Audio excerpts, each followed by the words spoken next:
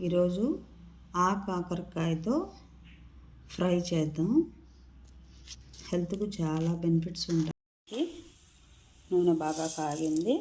తాలింపు గింజలు, తెల్లగడ్డ, ఉల్లిగడ్డ,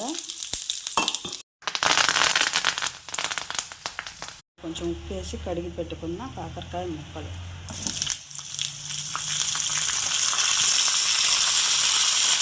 ప్రతిరోజు మన డైట్లో ఈ కాకరకాయ చేసుకుంటే హెల్త్ ఫ్రై చేసుకున్నా, ఏ కూరలు చేసుకున్నా కొంచెం పసుపు, కొంచెం సాల్ట్ వేసుకుంటే తాలింపులలో బాగా వేకాయ ముక్కలు బాగా మగ్గకుండా లైట్గా అంటే మనం తినగలిగే విధంగా ఉంటే చాలు.